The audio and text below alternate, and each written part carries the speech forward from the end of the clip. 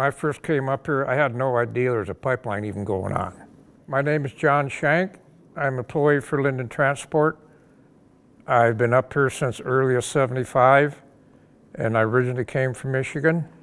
A friend of mine that I worked with on the farm, his brother was part of the Interior Dog Musher Association, and he talked him into bringing a load of dog food up to sell everything, and we'll fly back home and go from there. Well, things went that, we sold the dog food, sold the trailer, but not the truck. So Jerry Marlowe, that was up here, worked for Cobuck Fuel.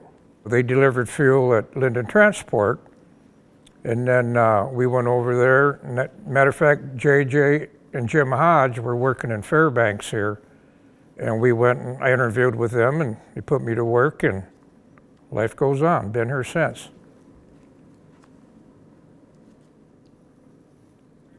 Yeah, he was a terminal manager here in Fairbanks. He was number one, and Jim Hodge was number two. I was a line haul driver.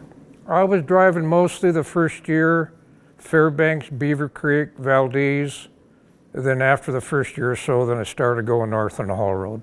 At the very beginning, I was driving a new 1974 Chevy Titan, a lower 48 truck, 318 motor in it, cab over. It just wasn't built for up here. And then in '75, I was driving a '75 Kenworth cab over. And mostly what we were hauling was VSM pipeline material for the pipeline itself.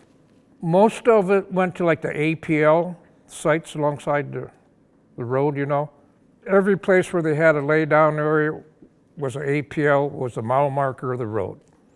And a lot of times we just, it was in between the construction camps, and you just go to the mile marker and pull in there and deliver.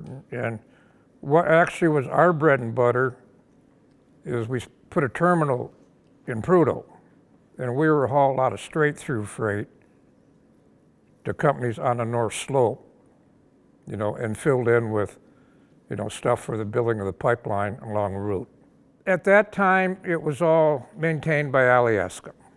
And in the wintertime, like Adigan Pass, they had blades working 24/7 to where the road, I would say, was better, but not the surface, because it was just all made out of pit run, no D1 on it, where we had a lot of problems, flat tires, but there's a lot more traffic back then what there is now. Well, I'd say there was probably 300 vehicles going each way every day. There's been fatalities, a few of them, accidents, especially when the road got opened up to the public. When the state took maintenance over, they pretty much had to open up to public because it's a state maintained road. And a lot of motorcycle accidents. It varies. It varies because, like I say, back then the roads, there was nothing to have 6, 8 flats in one trip because we ran bias tires in, they weren't radios, and that sharp rock went into the tires. Sometimes you could make a trip in 2.5 days, sometimes 4 days. It just varies in road conditions and, truck traffic breakdowns.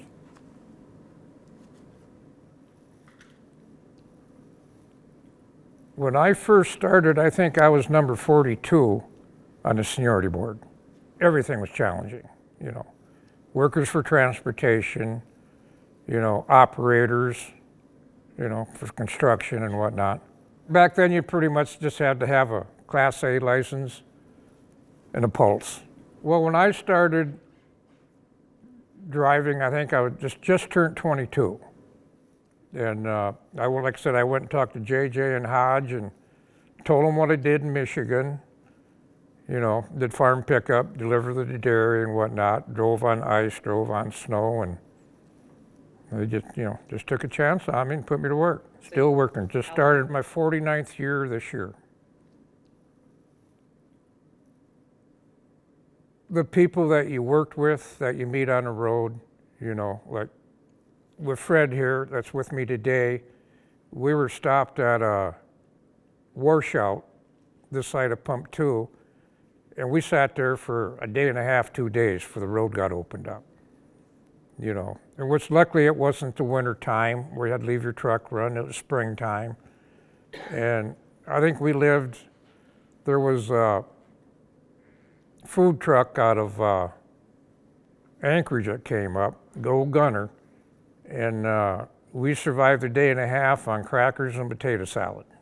So, you know, just a compadre of everybody that, you know, that you were with and knew and met all the time too. There were lots of wildlife back then. Matter of fact, at north of Canooty River at Old Man Camp, where we used to fuel, you'd be in a line of 4 to 6 trucks. In the wintertime, there'll be 4 to 6 wolves walking up and down the trucks for handouts. And then in the fall of the year, summertime, you almost had to watch somebody with you if you're working on a truck or underneath it, because there's a lot of grizzly bears back then.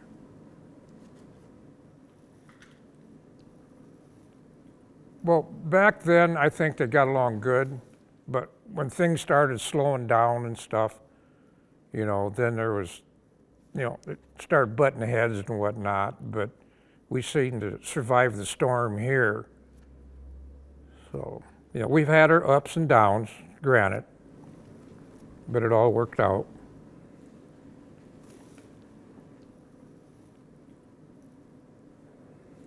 Well, there's a lot of hoops you got to jump through to get your CDL and everything. Now, your training, and you know, of course, you got to have, you know, you should have hazmat.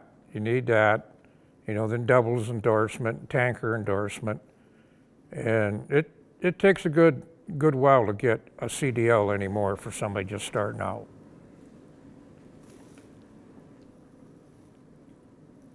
Yes, if they have the ethics and the stamina to go do it, yes. The ethics, if you got it in your heart, that's what you want to do. You know, a lot of people come in and do this, and they'll realize, which I give them granted, if that ain't their cup of tea on the haul road, you know, a lot of them will quit and not go anymore. And I give guys credit for that, because it ain't a cup of tea for everybody to do that up there. It expanded, you know, a lot of, like the hardware store, if you needed something for your home, you usually had to wait for it to come in because everything went up to the pipeline. You know, things were short and skinny up here and whatnot, but, you know, life was good. Yeah, I would say so. You know, hourly wise, it ain't what it is now, but with inflation for the last 50 so years, it's a big difference. Like when me and Fred first started going north, we didn't have the 4-lane on the Steese. We went out the old Steese Highway. I don't know if you realize where that is or not. Vaguely. It's just a little 2-lane road. That's where all the oversized loads went, wide loads, everything went that way out to Fox, and then up the Elliott Highway. No. Well, everybody profited off from it, you know, to a certain extent. No, personally, no. But I have seen, you know, mishaps with people. You know, it's mostly they weren't prepared, stupidity, you know. You know, I've seen guys that run out of fuel before, middle of winter time. Well, that was stupidity there because you could get fuel any place up there at the time at the camps. You just make sure your equipment was up to speed, survival gear. There at Prospect Creek, I forgot what year that was.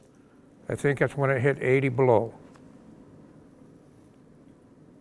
Oh, yeah, yeah. Yeah, up there in the North Slope, yeah, it used to howl up there big time. Like we've sat before for 2 or 3 days waiting for them to open the road up because it blowed shut. They weren't really primitive. They were actually pretty nice camps. You know, they always had good cooks.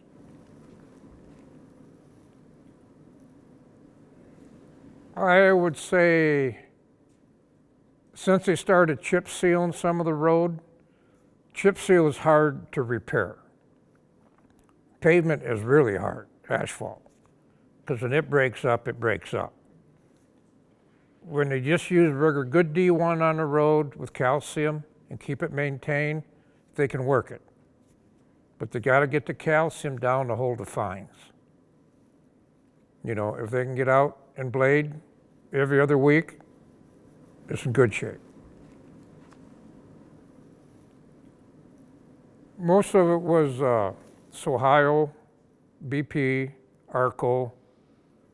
Them were the major players up there at the time.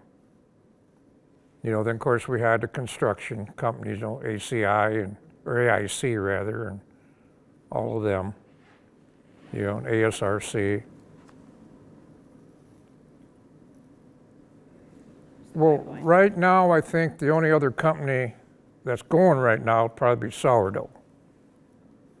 You know, there's 4-Star Terminals, Pioneer Alaska, which is part of what authority that Lynden bought to start Alaska West up, Frontier Transportation, quite a few other ones, but you know, they pretty much went to the wayside. The only 2 trucking companies anymore now that are permanently based would be Lynden Transport and Sourdough.